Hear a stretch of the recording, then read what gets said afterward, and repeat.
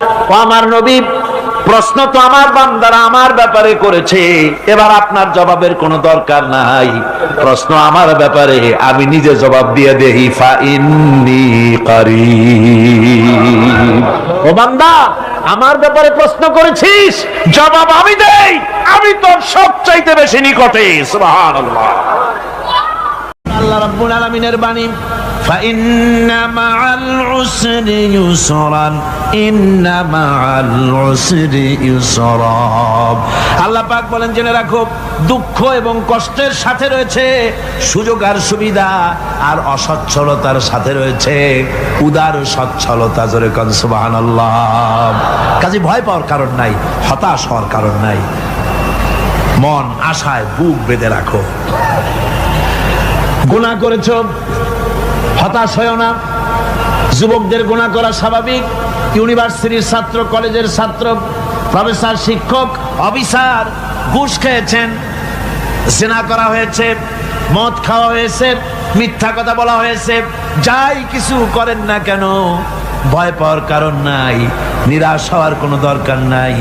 আল্লাহ পাক ডেকে বলেছেন, কুল ইয়া ইবাদিয়াল্লাযীনা সারাফু আলা আনফুসিহিম লা তাকনাতু মির রাহমাতিল্লাহ। আরে আমার আল্লাহর মতো এত ভালো আর কেউ আছে? এত দরদ আর কারো আছে? আমার আল্লাহ বলেন, ও নবী, আপনি শোনায় দেন, হে আল্লাহর বান্দারা, তোমরা যারা নিজেদের উপরে বাড়াবাড়ি করেছো, নিজেদের উপরে জুলুম করেছো, অত্যাচার করেছো, আমি আল্লাহর রহমত থেকে নিরাশ হয়ে যেও না। মানুষ যদি অপরাধ করে, বাপের সাথে অপরাধ করেছে, মায়ের সাথে অপরাধ করেছে, মা বাবা সন্তানের চাইতে এত বড় কল্যাণকামী তো আর কেউ নাই, কিন্তু মা বাবা কোনোদিন বলে না, আয় আমার ছেলে তোরে মাফ করে দেই, এরকম বলে নাকি? মন চায় ছেলে যদি মাপ চাইতো, খুশি হয়ে মাফ করে দিতাম, কিন্তু কেন যে আসে না, ডাকে না যে আয় মাফ করে দেই। মা বাপ আপনাকে এত ভালোবাসে, সেই মা বাপও আপনাকে বলে না যে আয় মাফ করে দেই।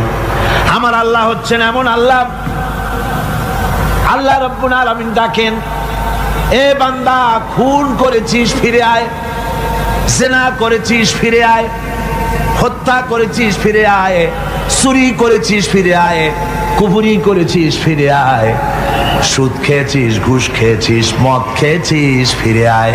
এসে আমার দরবারে চোখের পানি ফেল, আমার দরবারে কাঁদাকাটি কর। ইন্নাল্লাহা ইয়াগফিরুয যুনুবা জামিআ ইন্নাহু হুয়াল গফুরুর রহিম। আমার দরবারে চোখের পানি ফেলে কান, আমি রব্বুল আলামিন জিন্দেগীর গুনাহ মাফ করে দেব। সুবহানাল্লাহ কোন, সুবহানাল্লাহ কোন। আমার কাছে কান, চোখের পানি ফেল। আল্লাহ রাব্বুল আলামিনের কাছে বান্দার দুইটা ফোঁটা বেশি প্রিয়। একটা হলো জিহাদের ময়দানে যে রক্ত ফোঁটা দেওয়া হয়, এটা আল্লাহর কাছে প্রিয়। আর আল্লাহর ভয়তে গুনার জন্য লজ্জা করে, অনুশোচনা করে বান্দা যখন চোখের পানি ছেড়ে দেয়, আল্লাহর কাছে এটা অত্যন্ত প্রিয়।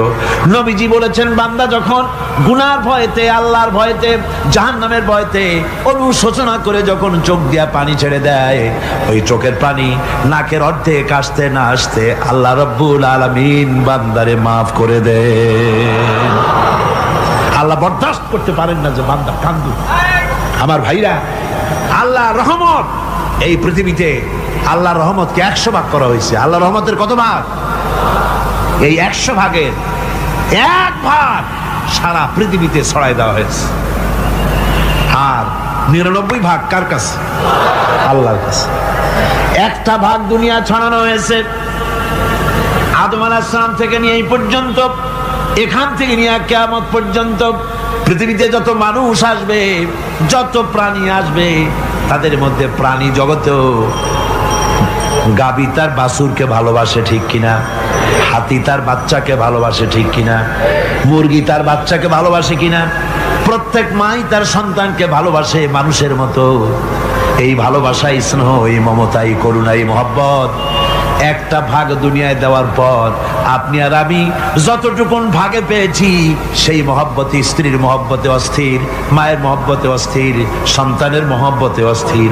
এখন চিন্তা করেন, একটা ভাগ সারা পৃথিবীতে বিতরণ করার পর যেটুক পেয়েছি তাতে যদি এত মহব্বত হয়, তাহলে এর 99 ভাগ মহব্বত যে আল্লাহর কাছে জমা আছে, এই বান্দার জন্য তার কত মহব্বত, এই বান্দার জন্য কত করুণা, কত মহব্বত, কত দয়া।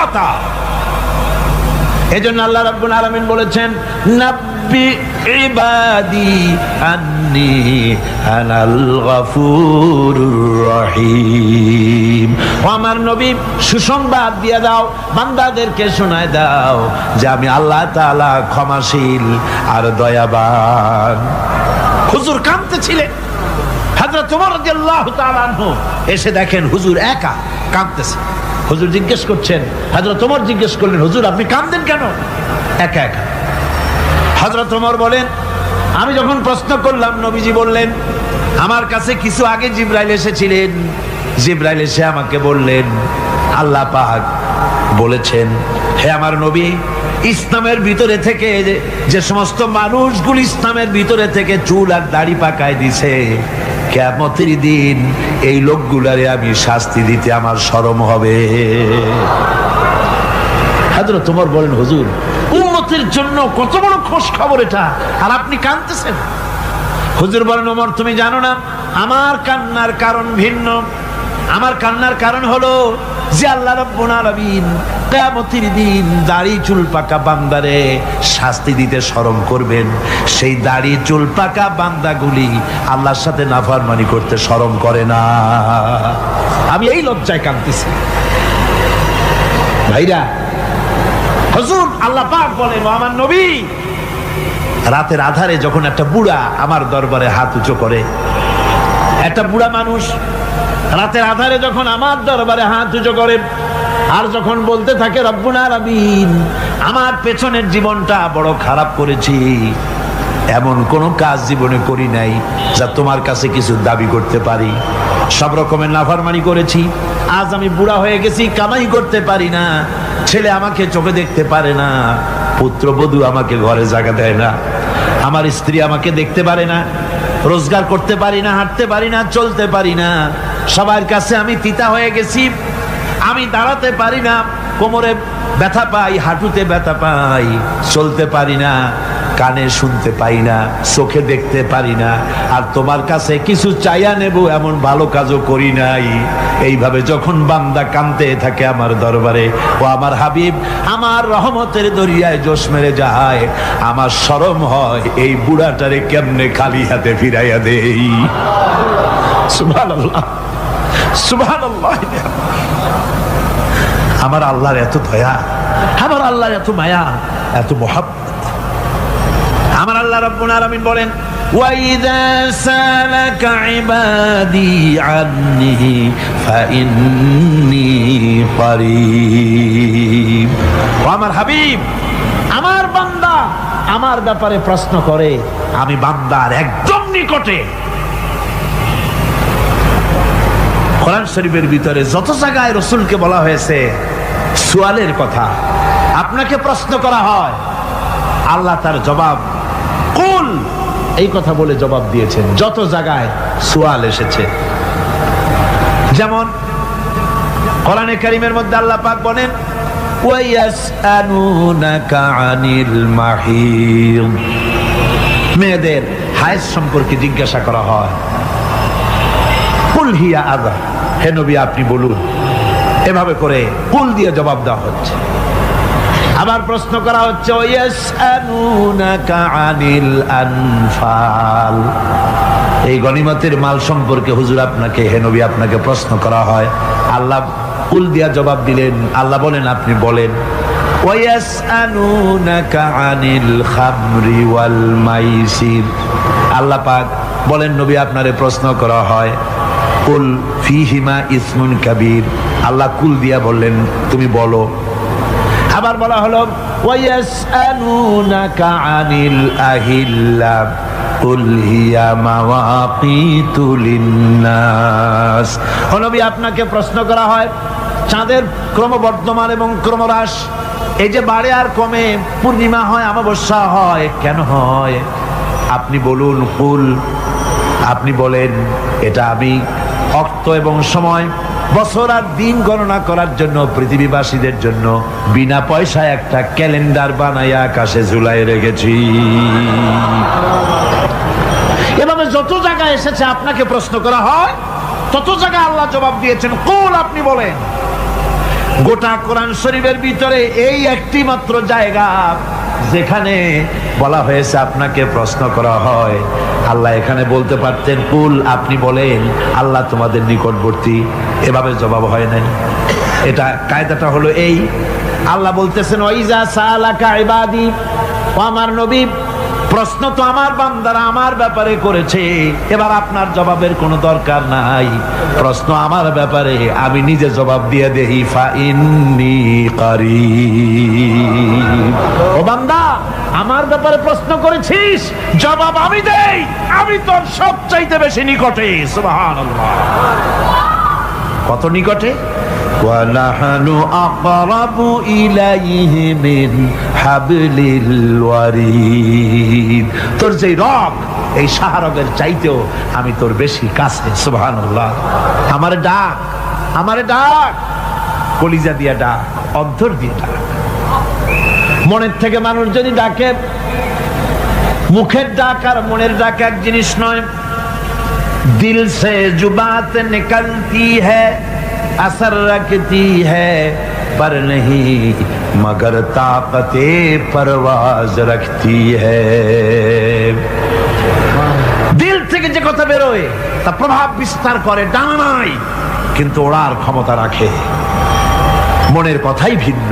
মন থেকে, দিল থেকে, কলিজা থেকে, অন্তরের গভীর কন্দর থেকে মুহাব্বতের সাথে কেউ যদি একবার বলে আল্লাহ, বলেন আল্লাহ, আল্লাহ, আল্লাহ। আল্লাহ রাব্বুল আলামিন বলেন, অন্তরের অন্তঃস্থল থেকে একটি বার যদি বান্দা বলেন আল্লাহ, আল্লাহ বলেন 70 বার সাড়া দিয়া জিজ্ঞেস করি, বান্দা কি চাও, আমি তোমার কাছে আসি। সুবহানাল্লাহ, আমি তোর একদম কাছে, কি চাস বল, বল আমার কাছে। এমন দয়াবান, এমন মেহেরবান, এমন আল্লাহ আমাদের। সে আল্লাহ রাব্বুল আলামিন, তিনি বলছেন وقال ربكم ادعوني استجب لكم। তোমাদের রব বলেছেন আমারে ডাকো, আমি আল্লাহ ডাকের সাড়া দিয়া দেব। সুবহানাল্লাহ। কারে ডাকতে হবে? কারে ডাকতে হবে? এই বিশাল জনসমুদ্র একযোগে চিল্লা এখন কারে ডাকতে হবে? কোন পীর সাহেবকে নয়, আল্লাহর কসম কোন খাজা বাবাকে নয়, ডাকতে হবে কারে? চিল্লা এখন কারে? ওয়াকালা রাব্বুকুম উদউনি, তোমার রব তোমাকে বলতেছে আমারে ডাকো, আস্তাজিব লাকুম, আমারে ডাকবে আমি সাড়া দিয়ে দেব। সুবহানাল্লাহ। আল্লাহকে ডাকেন, কি চাই আপনার বলেন, কি চাই? আল্লাহর কাছে চান, আল্লাহ দিয়ে দিবেন। দেওয়ার জায়গা আল্লাহর কাছে চাইবেন, আল্লাহ দিবেন। দেওয়ার জায়গা, চাওয়ার জায়গা হলো সেজদায় পড়ে যাবেন। আমার ভাইয়েরা, জায়গাটা চিনায় দিলাম। মাজারে যাওয়া লাগবে না, কবরে যাওয়া লাগবে না। 2 রাকাত নামাজ পড়ে সেজদায় পড়ে গিয়া যত বিপদ আছে, মুসিবত আছে, সেজদার মধ্যে চোখের পানি ছেড়ে দেন আর কেন্দে কেন্দে জীবনের কথা বলেন। আল্লাহ রাব্বুল আলামিন আপনার আওয়াজ শুনবেন আর দোয়া কবুল করে নিবেন। কাঁদতে হবে আল্লাহর কাছে। কার কাছে? আল্লাহর কাছে। সুম্মা ইস্তাগফিরুল্লাহ, আর এরপরে সে যদি আমি আল্লাহর কাছে ক্ষমা চাই, ইয়াজিদিল্লাহ গফুরার রহিমা, সে আমি আল্লাহকে গফুর এবং রহিম হিসাবে পাবে। সুবহানাল্লাহ। আল্লাহকে গফুর এবং রহিম হিসাবে পাওয়া যাবে। সব আল্লাহকে বলতে হবে, গুনাহ মাফ চাইতে হবে। এই জন্য হুজুর সাল্লাল্লাহু আলাইহি ওয়াসাল্লাম দৈনিক 100 বার তওবা পড়তেন। কোন হাদিসে আছে 70 বার, কোন হাদিসে আছে 100 বার তওবা পড়তেন। নামাজের পরে তো প্রত্যেক নামাজই পড়তেন হুজুর, সালাম ফিরাতেন আর সাথে সাথে বলতেন আল্লাহু আকবার, আস্তাগফিরুল্লাহ, আস্তাগফিরুল্লাহ, আস্তাগফিরুল্লাহ। মনে থাকবে আপনাদের? মনে থাকবে? সালাম ফিরাইয়া কি বলবেন? না, সালাম ফিরাবার সাথে সাথে বলবেন আল্লাহু আকবার, তারপরে পড়বেন আস্তাগফিরুল্লাহ, আস্তাগফিরুল্লাহ, আস্তাগফিরুল্লাহ। তওবা করবেন, আল্লাহর কাছে সবসময় গুনাহ মাফ চাইতে থাকবেন, বিনীত থাকবেন। আল্লাহকে পাওয়া যাবে, তাকে রহিম হিসেবে পাওয়া যাবে। সুতরাং ঈমান বিল্লাহ, আল্লাহর প্রতি ঈমান আনলে পরে চতুর্থ নম্বরের যে উপকারটা হবে সেটা হলো হতাশায় ভুগবে না, নিরাশায় ভুগবে না, আশায় বুক বেঁধে উঠবে, ঈমান মজবুত হবে, আল্লাহর কাছে মানুষ বিনয়ী হয়ে যাবে। এবার পঞ্চম নম্বরের উপকার আমি বলছিলাম, ঈমান বিল্লাহ, আল্লাহর প্রতি ঈমান আনলে পরে অসংখ্য উপকার হয়, অসংখ্য বৈশিষ্ট্যের আছে। এর 6টা উপকারের কথা আমি বলবো। কয়টা? অসংখ্য উপকারের ভিতরে প্রধান 6টি উপকারের কথা বলবো।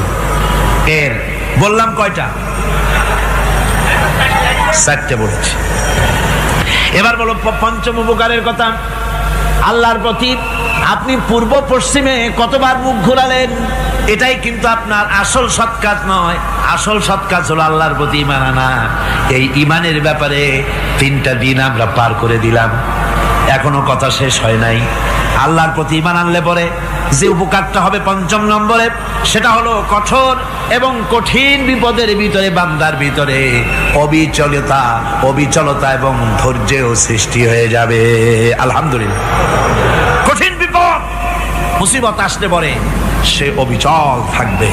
সারা দুনিয়ার বিপদ আপদ, শত্রুতা, দুঃখ, কষ্ট, মুসিবত, জুলুম, নির্যাতন সব কিছু পাহাড়ের মতো উঁচু হয়ে তাকে ঘিরে ফেলবে, কিন্তু তাকে এক চুলও নাড়াতে পারবে না। আলহামদুলিল্লাহ। সারা পৃথিবী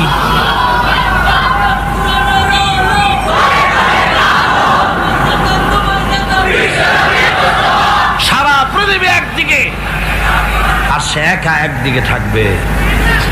বিরোধিতা তো হবেই, বিপদ তো আসবেই। কবি বলতেছেন, সাথে জাকা রহা হ্যায় अज़ल से ता इमरोज, सतेजा का रहा है अज़ल से ता इमरोज, चरागे मुस्तफावी से शरारे बुलहबीस। সে আবহমান কাল থেকে শুরু করে মুস্তাফা সাল্লাল্লাহু আলাইহি ওয়াসাল্লামের দীপ শিখার সাথে আবু জাহেল, আবু লাহাবের অগ্নিস্ফুলিঙ্গের টক্কর লেগেই আছে। রাসূলুল্লাহর আল্লাহর দেওয়া এই বিধান, এই দ্বীনের বাতিটা টিম টিম করে চলেছে। আর গোর্কি, টর্নেডো, হাজার হাজার মাইল বেগে হ্যারিকেন এসেছে, গোর্কি এসেছে, টর্নেডো এসেছে, টাইফুন এসেছে, কিন্তু এই আলো নিবাইতে পারে নাই। সুবহানাল্লাহ। এই আলো নিবাতে পারে নাই। এই শত্রুতা চিরকালের, নিবাতে পারবে না। কারণ হচ্ছে আল্লাহ রাব্বুল আলামিন বলেছেন, ইউরিদুনা লিয়ুতফিউ নূরাল্লাহি বিআফওয়াহিহিম ওয়াল্লাহু মুতিম্মু নূরিহি ওয়ালাউ কারিহাল কাফিরুন। ওরা চায় মুখের ফু দিয়ে আমার আলোকে নিভিয়ে দেবে, কিন্তু আমি আমার আলোকে পূর্ণতা দান করব। তাতে কাফের বেঈমানদের কলজায় যত জ্বালা যন্ত্রণা হোক, আমার দ্বীন কেউ মিটাই দিতে পারবে না। সুবহানাল্লাহ। সুতরাং বিপদে অবিচলতা আসবে, সে অটল হবে, মজবুত হবে। কোরআনে কারীম বলতেছে, ওয়া কাযালিকা জাআলনা লিকুল্লি নাবিয়্যিন আদুওয়াম মিনাল মুজরিমিন। এই পৃথিবীতে এমনি করে আমি সকল নবীদের শত্রু বানিয়েছি, সব পাপিষ্ঠ অপরাধীদেরকে। নবীদের সাথে বিরোধিতা করেছে কারা? পাপিষ্ঠরা, অপরাধীরা। আজও খুঁজে দেখেন, আজও ইসলামী আন্দোলনের বিরোধিতা যারা করে সবগুলি কি পাপিষ্ঠ? সত্য কি না কর? ইসলামী আন্দোলনের বিরোধিতা যারা করে হিসাব করে, চোখ দিয়ে তাকায় দেখেন, খুঁজে দেখেন তাদের নামগুলি। মদখোর, জেনাকার, বদমাশ, চোর, হাইজাকার, বেনামাজি, লুটেরা, মিথ্যাবাদী, সবচাইতে সমাজের নিকৃষ্ট লোকগুলি ইসলামের বিরুদ্ধে করে।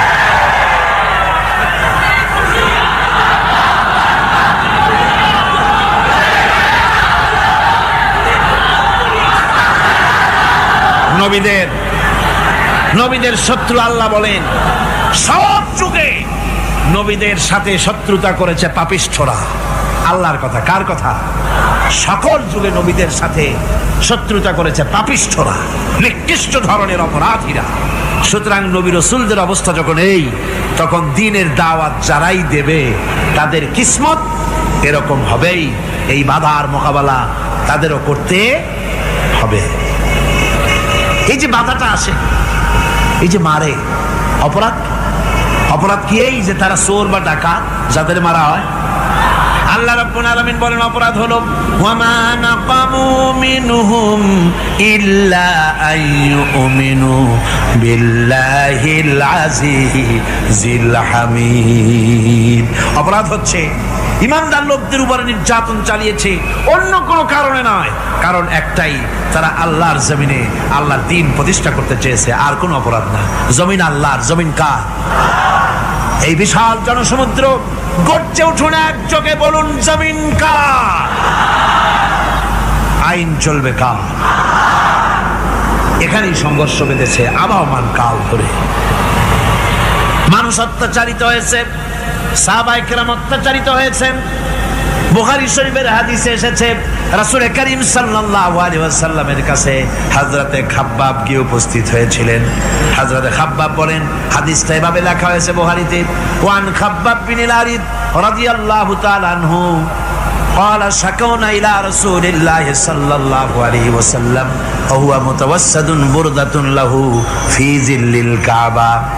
রাসূলুল্লাহর কাছে গেলাম, কাবা শরীফের কাছে গিয়ে দেখি নবীজি একটা চাদর গায়ে দিয়ে তিনি আরাম ফরমাচ্ছিলেন কাবা শরীফের ছায়ায়।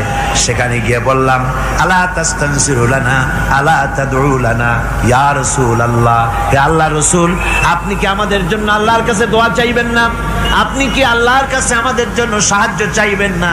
আমাদের লোকগুলিকে, মুসলমানগুলিকে মারতে মারতে তো শেষ করে ফেলে দিল।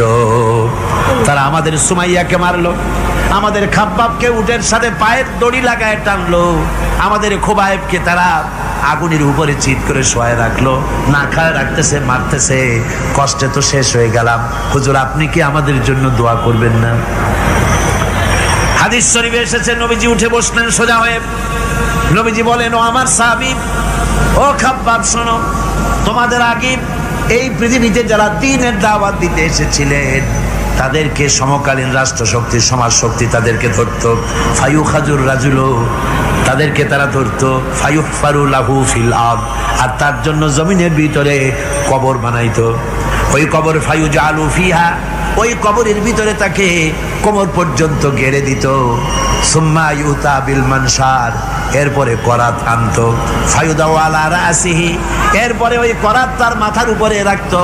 ফায়ুজালু নিসফাইন, এরপরে করাত দিয়া চিরে জীবিত মানুষটারে দ্বিখণ্ডিত করে ফেলে দিত। মা ইয়াসুদ্দুহু যালিকা আন দীনিহি, ও আমার খাব্বাব, এত কষ্ট দেওয়ার পরেও সেই যুগের কোন মুসলমানকে, দ্বীনের দায়ীদেরকে আল্লাহর দ্বীন থেকে এক চুলো তারা সরাই দিতে পারে নাই, এক চুলো সরাতে পারে নাই। ওয়াল্লাহি, ও খাব্বাব, আমি আমার আল্লাহর নামে কসম করে বলছি, লা ইউতাম্মান্নাল্লাহু হাযাল আমরা হাত্তা ইয়াসিরার রাকিবু মিন সানা ইলা হাযরামাউত। আমি কসম করে বলি, আল্লাহ রাব্বুল আলামিনের এই সানা থেকে হাজারামাউত পর্যন্ত লোকেরা যাতায়াত করবে, সুন্দরী রমণীরা গমন করবে, সদাগরেরা যাতায়াত করবে, টাকা নিয়া পয়সা নিয়া যাতায়াত করবে। তাদের মনের মধ্যে লুটের ভয়, টাকার ভয়, চুরির ভয়, ডাকাতির ভয়, জেনার ভয়, হত্যার ভয়, ধর্ষণের ভয়, কোনো ভয় থাকবে না। লা ইয়াখাফু ইল্লাল্লাহ, আল্লাহ ছাড়া কোনো ভয় থাকবে না। এমন একটা সমাজ, এমন একটা সময় আসবে, ওয়ালাকিন্নাকুম তাস্তাজিলুন, অথচ খুব তাড়াহুড়ো তোমরা করতেছো। তাড়াহুড়ো করো না, সময় আসবে ইনশাআল্লাহ। আমার ভাইয়েরা, আমার বন্ধুগণ, কঠিন বিপদে অবিচলতা এবং ধৈর্যের দৃষ্টান্ত রেখে গেছেন আম্বিয়া আলাইহিমুস সালাম। সুবহানাল্লাহ। কঠিন বিপদে অবিচলতা, দৃঢ়তা, ধৈর্য কারে বলে? তার দৃষ্টান্ত কারা রেখেছেন? আম্বিয়া আলাইহিস সালাম, ওনারাই আমাদের আদর্শ, নবীরাই আদর্শ। সাহাবায়ে কেরাম রিদওয়ানুল্লাহ তাআলা আলাইহিম আজমাইন আমাদের আদর্শ। ভাইরা আমার, মুসা আলাইহিস সালামকে ফেরাউন যখন ঘিরে ফেলে দিল, কোরআনের সব কথা গল্প গুজবার ইতিহাসের জন্য লেখা হয় নাই। কোরআনের মধ্যে যা লেখা হয়েছে সব বান্দাদের উপদেশের জন্য, যাতে করে লোকেরা চিরটা কাল এর থেকে উপদেশ নিয়ে নিজেদের তৈরি করতে পারে। জোরে বলেন সুবহানাল্লাহ। মুসা আলাইহিস সালামের কথা আল্লাহ বলেন, ফেরাউন তাকে ঘিরে ফেলে দিল, পালাবার রাস্তা নাই। ফালাম্মা تراءى الجمعان قال أصحاب موسى إنا لمدركون। মুসা আলাইহিস সালামের উম্মতেরা বললেন, হে মুসা, পাকড়াও হয়ে গেছি, পালাবার রাস্তা নাই। তিন দিক থেকে আমাদেরকে ঘেরাও করেছে ফেরাউনের শক্তি। সামনে কি? দরিয়া, আর তিন দিকে কি? ঘেরাও আন্দোলন। পালাবার পথ নাই, পালাবার পথ নাই। সারাশি আক্রমণ, ঘেরাও আন্দোলন। এই যে ঘেরাও টেরাও তো আজকে নতুন নাই, ঘেরাও আসছে অনেক আগের থেকে। আসলে কথা বুঝতে পেরেছি। মাইক না থাকলে আমি কি করবো কন? আজকে এরকম হচ্ছে কেন? আগামীকাল ঠিক হবে ইনশাআল্লাহ, রাগ করেন না। গান হচ্ছে, বসেন বসেন। শয়তান ঢুকছে মাইকের মধ্যে। অনেক সময় হয় কি, মাইকের হাই পাওয়ারের যে মেশিন আছে, এর ভিতরে ইথার থেকে রেডিওর ওই গানগুলি ওর মধ্যে ঢুকে পড়ে। কথা বুঝতে পেরেছেন?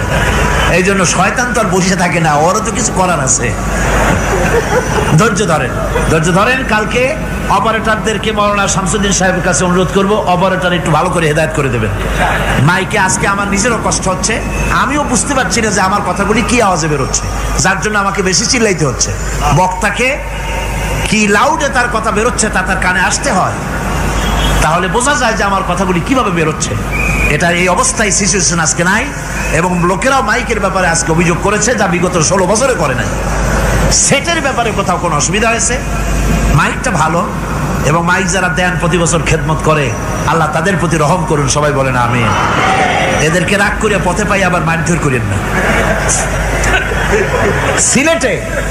সিলেটের যে তাফসির মাহফিল হয়, বিগত 19 বছর তাফসির করেছি একটানা, এবার 20 বছর পুরো হবে ইনশাআল্লাহ। সিলেটে একটানা 20 বছর তাফসির করতেছি সেখানে।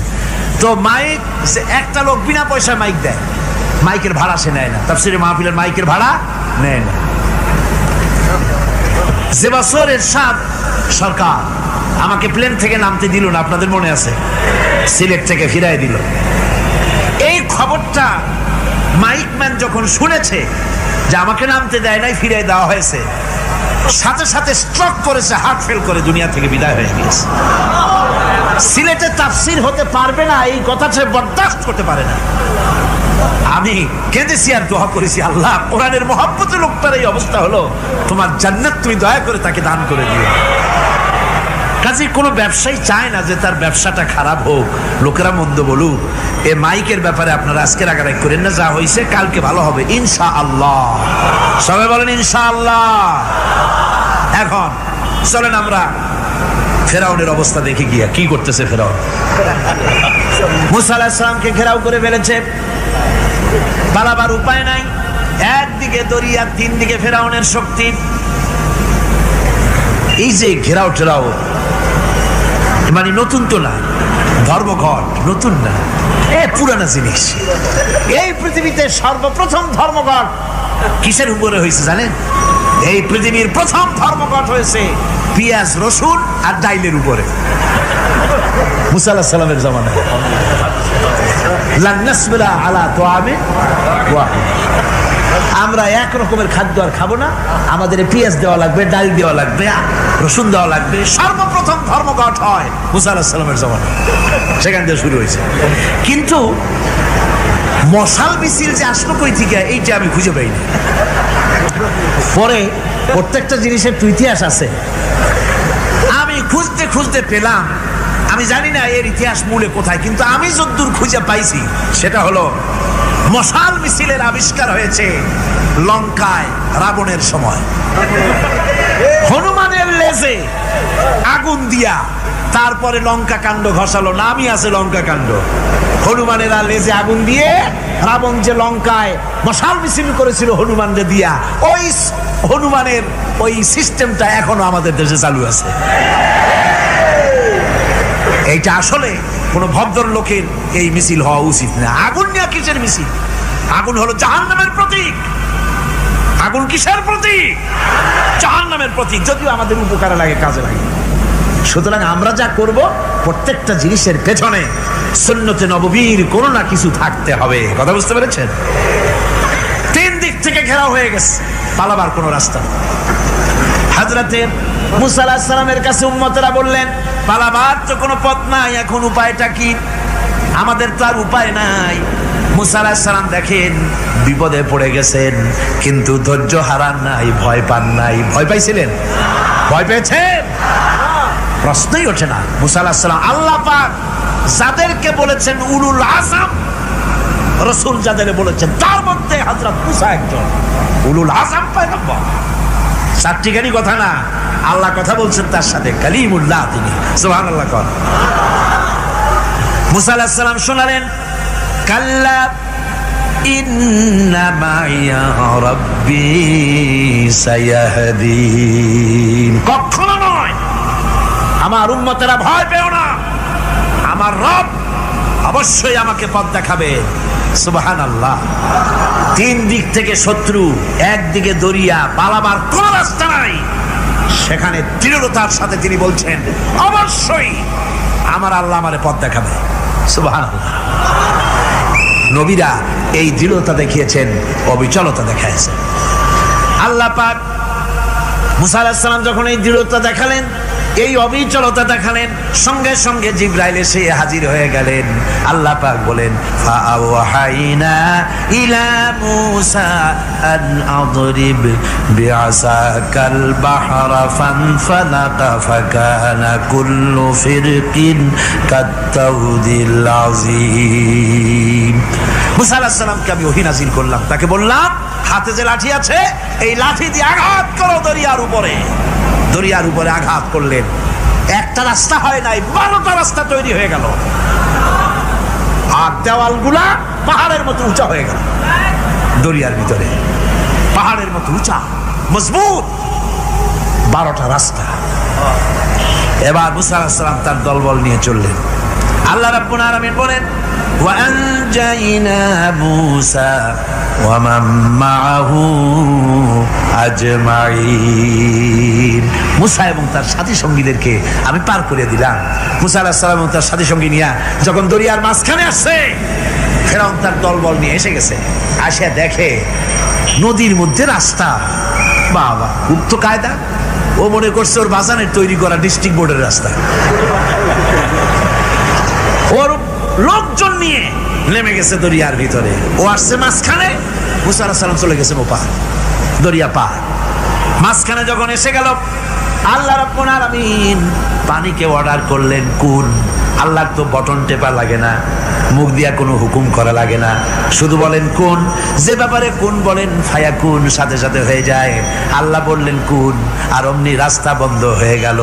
এবার তুফান শুরু হয়েছে নদীতে, ঢেউয়ের উপরে ঢেউ, মৌজুন কাল জিবাল, পাহাড়ের মতো উঁচু হয়ে হয়ে ঢেউ আসতেছে। দলবল ঘোড়া আর অস্ত্রপাতি যা ছিল সব মরিয়া শেষ। এবার ফেরাউন একা উপরে ওঠে আর নিচে নামে, পানি খেতে খেতে পেটের কাম সারা। জনমের খাওয়া খাইছে পানি, এখন জান যায়। বাঁচবার আর উপায় নাই, বাঁচবার আর উপায় নাই। ফেরাউন তার নিজের জীবন সম্পর্কে হতাশ হয়ে গেল। এবার ফেরাউন বলতেছে, আমানতু আন্নাহু লা ইলাহা ইল্লাল্লাযী আমানাত বিহি বানু ইসরাঈল। আমি ঈমান আনলাম, আমি ঈমান আনলাম আল্লাহ ছাড়া কোনো ইলাহা নাই। ওই আল্লাহর উপর ঈমান আনলাম যে আল্লাহর উপরে ঈমান এনেছে বনি ইসরাঈলেরা। আল্লাহ যাতে ঠিক পাইছে কোন আল্লাহর উপর ঈমান আনছে। বনি ইসরাইল দেন আল্লাহর উপর ঈমান আনলাম, আল্লাহ এই তো মুসলমান হয়ে গেছি, এরপরও আমার সুবাও কেন? আল্লাহ রাব্বুল আলামিন জবাবে বলেন আল আন, এখন ওয়াকাদ আসাইতা ক্বাবলু ওয়া কুনতা মিনাল মুফসিদিন, এখন ঈমান আনার কথা বলছো, অথচ যুগের পর যুগ, বছরের পর বছর ধরে আমার মানুষের উপরে মন গড়া আইন চালায়েছ, আমার পয়গম্বরের সাথে বেয়াদবি করেছ, আজ তোমাকে আমি ছাড়ছি না, তোমাকে আজকে ছেড়ে দেব না, আমি তোমাকে মারব। আর সমস্ত প্রাণীগুলিকে, স্থলচর প্রাণীগুলিকে আল্লাহ পাক অর্ডার দিয়া দিলেন,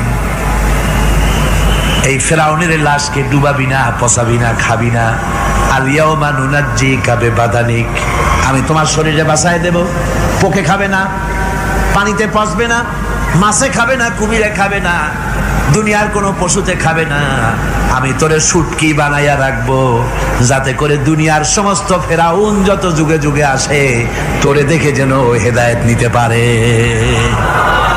ফেরাউনকে আল্লাহ শুটকি বানায় রাখছে। আমি ফেরাউনদের লাশ দেখেছি ব্রিটিশ মিউজিয়ামে। ফেরাউন তো একটা না, অনেকগুলা, আসলদারে অবশ্য দেখিনি। ব্রিটিশ মিউজিয়ামে ওই ফেরাউনগুলার লাশ যখন অসুবিধা হয়, মমিগুলি, তখন ইংল্যান্ডে নিয়ে যায় চিকিৎসা করাবার জন্য। চোখ টোক আছে গর্তের ভিতরে, তারপরে চামড়া টামড়া হাড়ের সাথে মিশানো, ওইভাবে চেহারা দেখলে মনে হয় যে সত্যি ফেরাউনিগুলো। আর ব্রিটিশের কাম মিশর থেকে না আনছে এমন কোনো জিনিস নাই।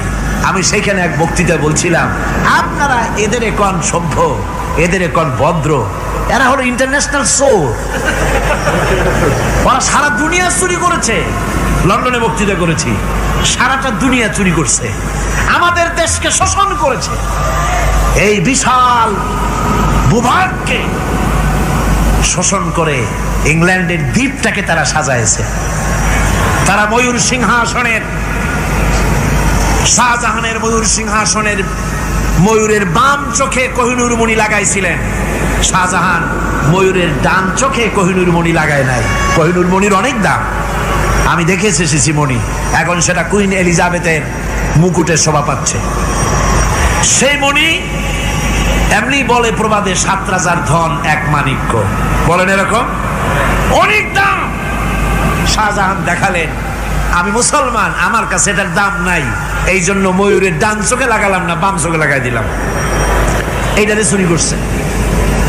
তারপরে মিশর থেকে, মিশরের মমি চুরি করেছে, জুতা চুরি করছে, ছাতি চুরি করছে, পিসা চুরি করেছে। আমি বললাম এগুলা কি ভদ্রলোক নাকি? আর জুতা চোর, পিসা চোর, লাঠি চোর, সব চুরি করেছে। যাই দেখেন ব্রিটিশ মিউজিয়ামের মধ্যে সব দুনিয়ার চুরি করা জিনিস নিয়ে তারা মানুষকে দেখাইয়া পয়সা উপার্জন করছে। টিপু সুলতানের তরবারিটা পর্যন্ত চুরি করেছে। আজ পর্যন্ত ব্রিটিশ মিউজিয়ামে টিপু সুলতানের তরবারিটা আছে, আমি তরবারিটা দেখে এসেছি। আমার বন্ধুগণ, বলতেছিলাম যে পৃথিবীতে আল্লাহ রাব্বুল আলামিন নবীরা তাদের চরিত্র দিয়ে বিপদের মোকাবেলা করে, দুনিয়ার সামনে কঠিন বিপদের মোকাবেলা করে অবিচলতা, দৃঢ়তা দেখায় গেছেন যে কেমন করে এই পৃথিবীতে বিপদের সামনে মোকাবেলা করতে হয়। ধৈর্য ধরতে হবে, বিপদ আসবে পাহাড় সমান হয়ে, আপনাকে ধৈর্য ধারণ করতে হবে সেভাবে বুক বেঁধে। যেহেতু এটা যদি বিশ্বাস হয় যে আমার কিসমতে যা আছে তার থেকে বেশি কিছু হবে না, তাহলেই আপনার ধৈর্য আসবে, ভয় পাবেন না। কথা ঠিক কিনা কন? এবারে হযরত হুদ আলাইহিস সালাম সম্পর্কে আল্লাহ রাব্বুল আলামিন বলেন, হযরতে হুদকে যখন ষড়যন্ত্র হলো, কাফির বেঈমানেরা তাকে মেরে ফেলার জন্য যখন সরকারি ষড়যন্ত্রে লিপ্ত হয়ে গেল, হযরতে হুদ সমাজের এই চ্যালেঞ্জের মোকাবেলা করলেন।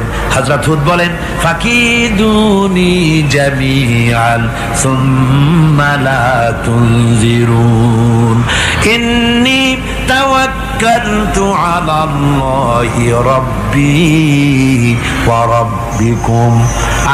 তোমরা তোমাদের ষড়যন্ত্র আমার বিরুদ্ধে যত পারো আমার বিরুদ্ধে ষড়যন্ত্র চালাও, এতটুকুন আমার অবকাশ দিও না।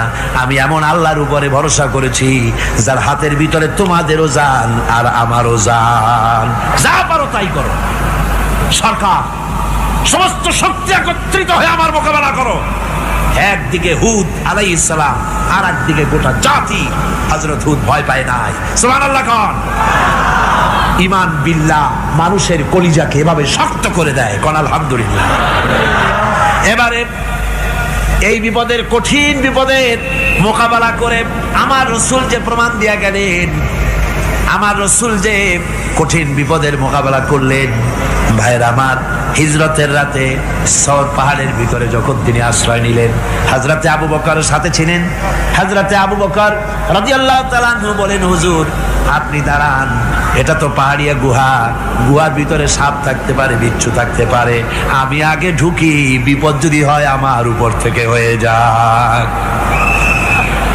গুহার ভিতরে নেমে গুহা সাফ করলেন। এরপরে হুজুরকে ডাকলেন, হুজুর তাশরীফ নিলেন গুহার ভিতরে। এরপরে হুজুর বললেন, আবু বকর, পাহাড়ে হেঁটে হেঁটে 2-3টা পাহাড় পাড়ি দিয়া যাওয়া লাগে সৌর পাহাড়ে। মদিনার সোজা রাস্তা হুজুর ধরেন নাই, মেসফালার পথ দিয়া, জাবালে খেদোয়ার উপর দিয়া 3টা পাহাড় পাড়ি দিয়া তারপরে হুজুর গেলেন সৌর পাহাড়ে। গুহার ভিতরে হুজুর তাশরীফ নিলেন। বললেন, আবু বকর তুমি বসো, তোমার উরুর উপরে মাথা রেখে আমি একটু আরাম করি। হযরতে আবু বকর বসলেন, হুজুর তার উরুর উপরে মাথা রেখে ঘুমায় গেলেন। আর এরপরে কাফির বেঈমানেরা তালাশ করতে করতে কাফেররা এসে গেল পায়ের চিহ্ন দেখে দেখে গর্তের কাছে। হযরত আবু বকর ভয়তে কেঁদে ফেললেন, আরে আর তো উপায় নাই, এবার তো ধরা পড়ে গেছি, এবার নবীজিকে মেরে ফেলে দেবে। নবীর মহব্বতে, নিজের মহব্বতে নয়, নবীর মহব্বতে কাঁদতেছিলেন। হুজুর বলেন, হুজুরের ঘুম ভেঙে গেল। বলো, আবু বকর কাঁদো কেন? ছেলের কথা, মেয়ের কথা, বিবির কথা, বাড়ির কথা মনে পড়লো নাকি? হযরত আবু বকর বলেন, ইয়া রাসূলুল্লাহ, আল্লাহর কসম করে বলি, যেদিন ঈমান এনেছি এই কলিজার ভিতরে মা বাপ, স্ত্রী, পুত্র, পরিজন, এমনকি আমার নিজের জীবনের চাইতে আপনারে বেশি ভালোবাসি। কান্দো কেন, কান্দো কেন? হযরত আবু বকর বলেন, হুজুর ধরা পড়ে গেছি, কাফেররা এসে গেছে গর্তের কাছে, তাকালি আমাদের দেখতে পাবে, আমরা তো মাইনরিটি, ওরা তো মেজরিটি, আমরা তো ধরি মারি ফেলাই দেবে, আপনাকে মেরে ফেলে দেবে, এই জন্য কাঁদি। আল্লাহ রাব্বুল আলামিন, হুজুর তখন কি দৃঢ়তা, কি অবিচলতা, কি ধৈর্যের পাহাড় সম মনোবৃত্তি তখন দেখালেন। আল্লাহ কোরআন শরীফে চিরকাল যাতে মানুষেরা হেদায়েত দিতে পারে, সেজন্য হুজুরের কথা উঠায় দিলেন কোরআনে। আল্লাহ পাক বলেন, ইযহুমা ফিল গার ইয ইয়াকুলু লিসাহিবিহি লা তাহজান ইন্নাল্লাহা মা'ানা। ও বন্ধু, ভয় পেও না, আল্লাহ আমাদের সাথে আছেন। সুবহানাল্লাহ কোন। আল্লাহ আমাদের সাথে আছেন, আমরা মাইনরিটি নই, আমরাই মেজরিটি। আল্লাহ আছে আমার সাথে, ভয় পাওয়ার কোনো কারণ নাই। সুবহানাল্লাহ। আল্লাহ পাক বলেন, ফাআনজালাল্লাহু সাকিনাতাহু আলাইহি ওয়া আইয়াদাহু বিজুনুদিন লাম তারাওহা। আমি এদের অন্তরের ভিতরে আমি শান্তি নাজিল করে দিলাম, প্রশান্তি দিয়া দিলাম, আর আমি সাহায্য করলাম, আর এমন সব সৈন্য পাঠায় দিলাম যে সৈন্যগুলি তোমরা দেখতে পাও নাই। সুবহানাল্লাহ ওয়া বিহামদিহি। ভাইরা আমার, রাসূল করিম সাল্লাল্লাহু আলাইহি সাল্লাম এই বিপদের মাঝে, চরম বিপদের মাঝে অবিচলতা, দৃঢ়তা, কঠিন আত্মনির্ভরতা দেখিয়েছেন। এগুলি হলো ঈমানের 5ম নম্বরের উপকারিতা। আল্লাহর প্রতি ঈমান আনলে এভাবে পাহাড় সম ঈমান মজবুত হয়ে যায়। জেলের পরোয়া করি না, ফাঁসির পরোয়া করি না, শহীদ হওয়ার পরোয়া করি না, মেরে ফেলে দেবে, উড়ায় দেবে, হত্যা করবে, পরোয়া করি না। পরোয়া করি কেবলমাত্র কাকে? জোরে বলেন, কারে? এইরকম মুসলমান হাজার হাজার লাখ লাখ দরকার নাই, 313 জন যথেষ্ট। কয়জন যথেষ্ট? 313 জন যথেষ্ট। বদরে যারা জান দিয়ে মাল দিয়ে দিনকে প্রতিষ্ঠিত করেছিলেন, এরকম 313 জনই যথেষ্ট ছিল। এই দৃঢ়তা, এই অবিচলতা, এই ঈমান, এই ধৈর্য শিক্ষা দেয়, এই উপকার করে ঈমান বিল্লাহ। আল্লাহর প্রতি ঈমান আনলে এভাবে পাহাড়ের মতো শক্ত হয়ে যায় কলিজা। কোন আলহামদুলিল্লাহ। আমার বন্ধুগণ, এবার আমি বলবো সর্বশেষ উপকারের কথাটা বলি, মোনাজাত ছেড়ে দেব। কয়টার কথা বলছিলাম? উপকার 6টা উপকারের কথা বলেছি। অনেকগুলি বৈশিষ্ট্য, অনেকগুলি উপকারের মধ্যে আল্লাহর প্রতি ঈমানের 6টা উপকারের কথা 5টা বলা হয়ে গেছে। এবার 6ষ্ঠ নম্বর এবং শেষ নম্বর, এটা হচ্ছে আল্লাহর প্রতি ঈমান আনলে পরে তার দ্বারা সবচাইতে বেশি ফায়দা পায় সমাজ এবং রাষ্ট্র। কোন আলহামদুলিল্লাহ, কোন আলহামদুলিল্লাহ। আল্লাহর প্রতি ঈমানের দ্বারা নৈতিক সংশোধন হয় এবং রাষ্ট্র আর সমাজ সবচাইতে বেশি উপকৃত হয়। কারণ হলো ঈমানদার ব্যক্তি আল্লাহর প্রতি যে ঈমান এনেছে, তার মনের মধ্যে ধারণা এটা হয়, আমার কোনো কাজ তো গোপন থাকে না। ইন্নাল্লাহা লা ইয়াখফা আলাইহি শাইউন ফিল আরদি ওয়ালা ফিস সামা। আল্লাহর কাছে গোপন বলতে কিছু নাই, আকাশেও নাই, জমিনেও নাই, কোনো কিছু গোপন নাই। সুতরাং আমি যা করি সব আল্লাহ দেখেন এবং শোনেন। এমনকি মানুষ যে কল্পনা করে, সে কল্পনাও আল্লাহ টের পায় না, নাকি টের পায় কিনা? ওয়াইন তুবদু মিন আনফুসিকুম আও তুখফুহু ইউহাসিবুকুম বিহিল্লাহ। মনের ভিতরে যে কল্পনা করো, আল্লাহ পাক বলেন এই কল্পনারও হিসাব আমি রব্বুল আলামিন তোমার কাছ থেকে নেব। ফায়ুআযযিবু মান ইয়াশাউ, যারে খুশি শাস্তি দেব আর যারে খুশি আমি মাফ করে দেব। জোরে বলেন সুবহানাল্লাহ। ফায়াগফিরু লিমান ইয়াশা ওয়া ইউআযযিবু মান ইয়াশা, যারে খুশি মাফ করব, যারে খুশি শাস্তি দেব, কল্পনারও হিসাব নেব। এই কথা মুমিনের যদি জানা থাকে, তাহলে আর তার কোনো চিন্তা থাকে না, তার নৈতিক চরিত্র ভালো হয়ে যায়। কোন সুবহানাল্লাহ। আমার বন্ধুগণ, ঈমানদার লোক, আল্লাহর প্রতি ঈমান আসলে পরে সমাজ উপকৃত হয়, রাষ্ট্র উপকৃত হয়ে যায়। যেহেতু বান্দা জানে আমি দায়িত্বহীন কোনো কথা বলতে পারবো না, দায়িত্বহীন কোনো কাজ করতে পারবো না। আল্লাহ পাক বলেছেন, মা ইয়ালফিযু মিন কাউলিন ইল্লা লাদাইহি রাকীবুন আতীদ। বান্দা এমন কোনো কথা বলে না যে কথা আমার ফেরেশতারা রেকর্ড করে না রাখে। কাজী মুমিন ব্যক্তি আল্লাহর ভয়তে দায়িত্বহীন কথা বলবে না। নির্বাচন আসতে পরে রাস্তা সোনা দিয়ে বান্দায় দেব, এই করব সেই করব, না খাইয়া কেউ মরবেন না। আসে না নির্বাচনের সময় সেরাগালি বদনারা মঞ্চে দাঁড়িয়ে কত বড় বক্তৃতা করে, ভাইয়ের আমার, বোনের আমার, এবার আমার বোতল মার্কা বাক্স, আপনারা আমাকে ভোট দিয়ে দেশ এবং জাতির আরেকবার 12:30 বাজাইবার সুযোগ দিন। এবার ক্ষমতায় গেলে কেউ না খাইয়া মরবেন না, কিন্তু কি খাইয়া মরবে তাও বলে না।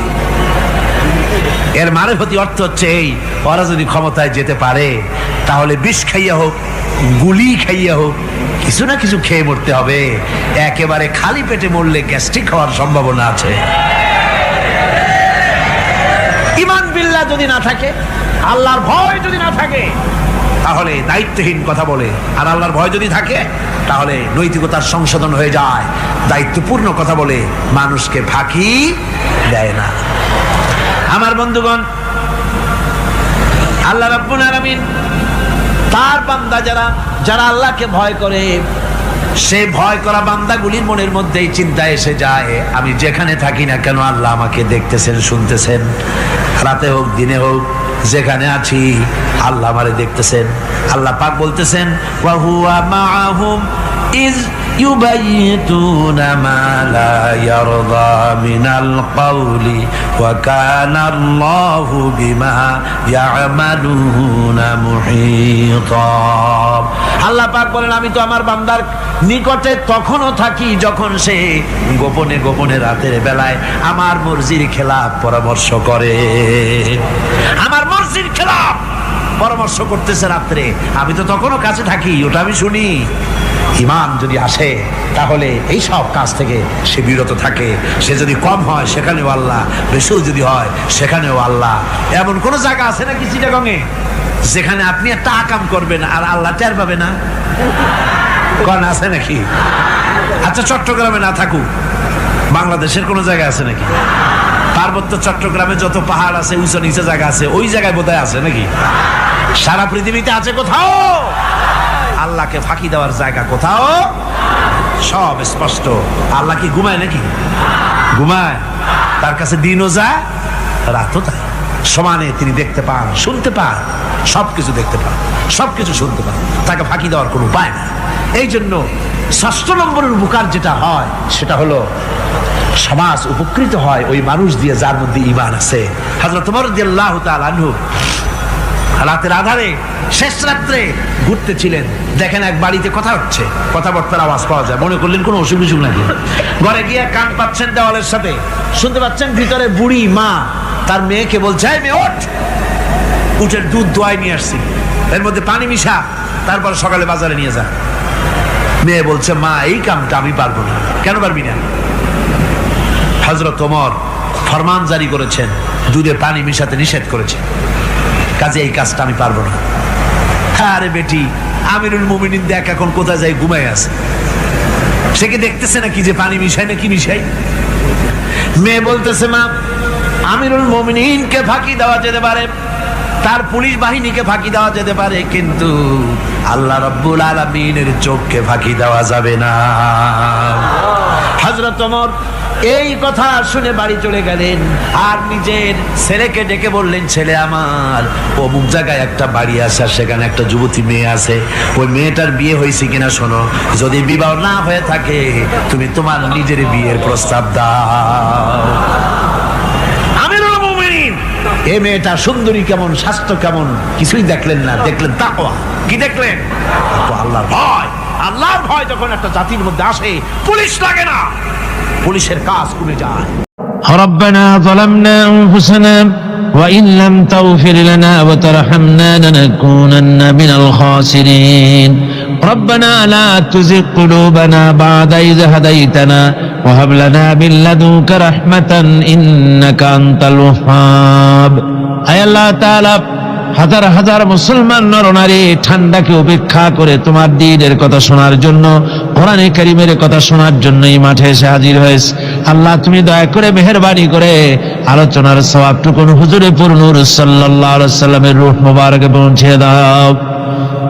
রব্বুল আলামিন আমাদের মধ্য থেকে যাদের মা বাপ দুনিয়া থেকে জন্মের মতো বিদায় হয়ে গেছে, আল্লাহ কবরে যদি আযাব থাকে দয়া করে আযাব মাফ করে দাও। আল্লাহ আমাদের মা বাপের উপরে তোমার রহমত নাজিল করো।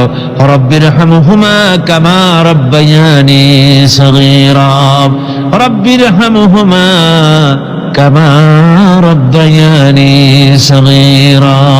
হে আল্লাহ রাব্বুল আলামিন, এই মাহফিলে যত লোক আছি আমরা, কার কোন ব্যাধি আছে, রোগ আছে, আমরা তুমি ভালো করে জানো।